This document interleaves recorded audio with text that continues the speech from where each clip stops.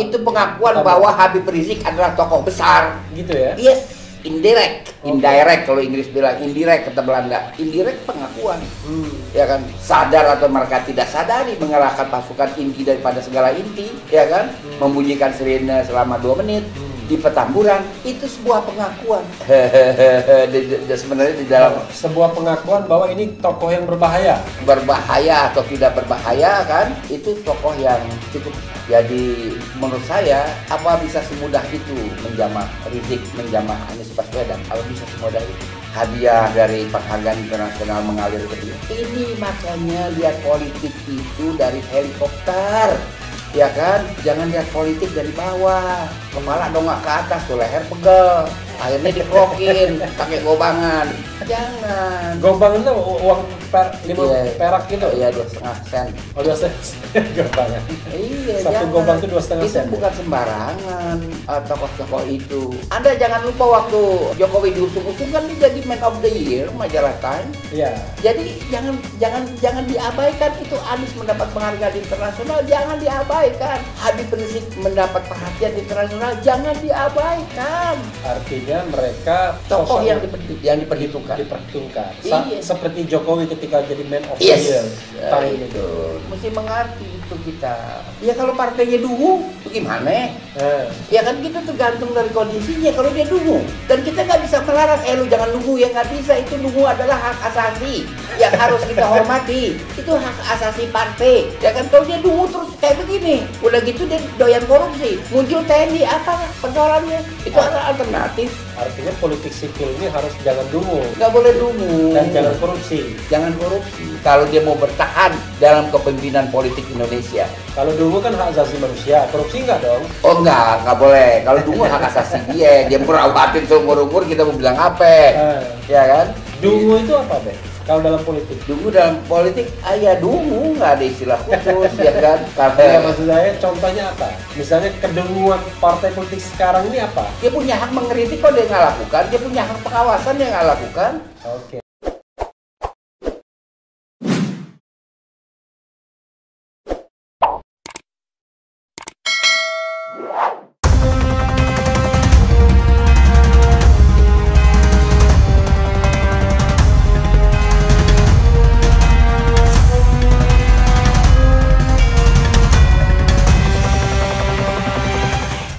Kan gerakannya yang pertama kan nurunin baliho, ya kan, dan sebagainya. Menurut hemat saya itu tidak mewakili pikiran dan pendapat TNI. Ya kan, ada respon dari Lemhanas bahkan, ya kan, ada respon dari Kapuspen, ya betul, dan beberapa pejabat-pejabat resmi TNI, Sutioso, tokoh ya, Gatot Nurmantio juga. Ya, tapi yang pejabat resmi ada banyak. Oke. Yang pejabat resmi ini tidak mencerminkan, karena bagaimanapun hubungan TNI dengan rakyat, hubungan TNI dengan Islam, mudah-mudahan tidak boleh terganggu dengan kasus baliho itu. Oke. Itu masih perlu dilanjutkan, dilestarikan, ya kan. Saya kira kerjasama waktu kita menghadapi PKI kan, sehingga waktu TNI dan Islam menghadapi PKI kan orang bilang formulanya itu 2 hak sama dengan 1. 2 hijau itu jadi 1 kan, gitu, ya kan. Dan itu nggak boleh 2 hijau jadi 1 ya. Iya.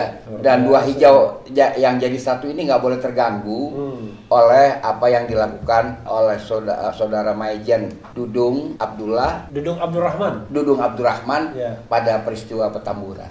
Tapi ada yang mengatakan begini, soal perintah ya, memang resminya Panglima TNI mengatakan itu bukan perintah dia, tapi dia bisa, apa istilah dia ya, intinya dia tidak melarang, dianggap itu kewenangannya Dudung. Di sisi lain KSP mengatakan itu bukan perintah presiden katanya. Apa iya ada Pangdam Jaya yang berpangkat Maijen bisa independently melakukan hal seperti ini? Menurut analisa Babe gimana? Ya ada yang merentah tapi bukan jalurnya kali. Kan begitu. yang jalurnya membantah semua. Oke, Kan jadi itu faktanya. Lalu kalau yang jalurnya membantah semua kan ada yang di luar jalur. di luar jalur, berarti sosok yang powerful dong. Bisa jadi. Oke. Bisa jadi aja. Tapi analisis Babe gimana? Ya barangkali ada kaitannya dengan pengerahan karangan bunga. Ada kaitan ya kan. Mungkin ya kan. Nah, tapi kan saya rasa itu peristiwa tidak berlanjut lah kan di daerah-daerah juga. Yang saya tahu di Bima itu ada baliho diturunkan oleh Korem atau apa setempat, lalu rakyat nggak mau, lalu ditaikin lagi. Jadi nggak begitulah. Pak Dudung juga nggak begitulah. Tapi jangan salah deh, selain penurunan baliho kan ada show of force di dekat di gang markas FPI, pasuk Rantis ya, kendaraan perintis itu membunyikan sirene besar-besar. Nah, itu kan Koopsus itu komando operasi khusus ya kan? Komando operasi khusus itu pasukan elit TNI dari 3 matra yang langsung di bawah Panglima TNI tapi bisa jalan atas perintah presiden. Nah, itu apa maknanya Be ini? Kok Koopsus tiba-tiba show of force di depan? Itu pengakuan bahwa Habib Rizik adalah tokoh besar. Gitu ya? Yes. Indirect kalau Inggris bilang indirect kata Belanda, indirect pengakuan, ya kan, sadar atau mereka tidak sadari mengerahkan pasukan inti daripada segala inti, ya kan, membunyikan sirene selama 2 menit di Petamburan, itu sebuah pengakuan. Sebenarnya di dalam sebuah pengakuan bahwa ini tokoh yang berbahaya atau tidak berbahaya kan, itu tokoh yang cukup besar. Jadi menurut saya apa bisa semudah itu menjamah Rizik, menjamah Anies Baswedan? Apa bisa semudah itu? Hadiah dari penghargaan internasional mengalir ke dia. Ini makanya lihat politik itu dari helikopter, ya kan? Jangan lihat politik dari bawah. Kepala dongak ke atas tuh, leher pegel. Akhirnya dikerokin pakai gobangan. Jangan. Gobangan itu uang 5 perak gitu? Iya, 2,5 sen. Oh, 2,5 sen gobangan. Iya, satu gobang itu 2,5 sen. Itu bukan sembarangan tokoh-tokoh itu. Anda jangan lupa waktu Jokowi diusung-usung kan dia jadi Man of the Year majalah Time. Iya. Jadi jangan diabaikan itu. Anies mendapat penghargaan internasional, jangan diabaikan. Habib Rizik mendapat perhatian internasional, jangan diabaikan. Artinya mereka tokoh yang diperhitungkan. Iya. Seperti Jokowi ketika jadi Man of the Year Time itu. Mesti mengerti itu kita. Ya, tapi mereka yang mengerahkan Koopsus dengan Rantisnya ini kok seperti konyol sekali Be jadinya. Begini. Atau memang sengaja skenarionya agar untuk biar ada clash antara Islam dan TNI? Ya, mudah-mudahan itu nggak akan pernah ada. Clash antara Islam dan TNI. Pokoknya formula itu 2H sama dengan 1. 2 hijau bersatu itu. Jangan ada pecah belah. 2H plus 1. Ini cuma kesalahan yang menyuruh ya, bukan yang melakukan. Kan harus dibaca kitab-kitab strategi militer. Yang paling mendasar adalah Karl von Clausewitz, orang Poland. Itu baca dulu, itu nggak boleh begitu, gerakan itu salah. Kita melakukan Flachvertun terhadap sasaran yang seimbang atau lebih kuat, baru lakukan. Tadi siapa?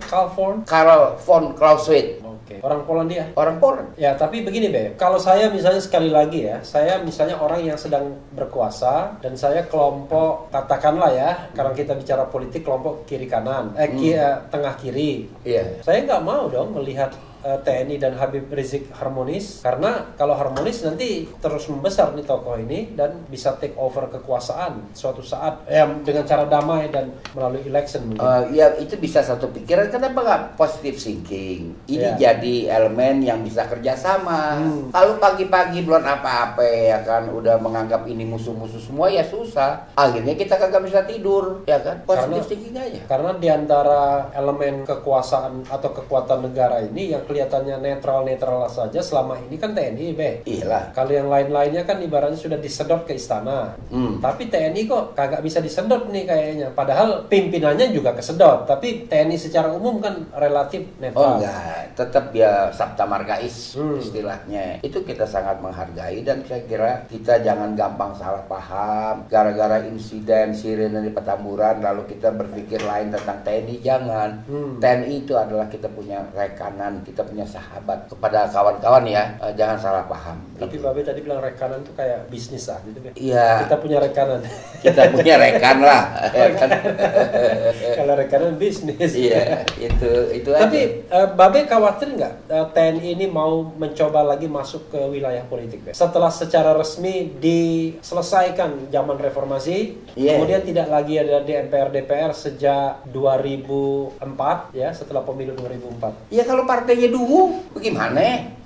Ya kan kita tergantung dari kondisinya. Kalau dia dungu, dan kita nggak bisa melarang, lu jangan dungu, ya nggak bisa. Itu dungu adalah hak asasi yang harus kita hormati. Itu hak asasi partai. Ya kan kalau dia dungu terus kayak begini, udah gitu dia doyan korupsi, muncul TNI, apa persoalannya? Itu adalah alternatif. Artinya politik sipil ini harus jangan dungu. Nggak boleh dungu. Dan jangan korupsi. Jangan korupsi. Kalau dia mau bertahan dalam kepemimpinan politik Indonesia. Kalau dungu kan hak asasi manusia, korupsi nggak dong? Oh nggak boleh. Kalau dungu hak asasi dia merawatin seumur umur, kita mau bilang apa?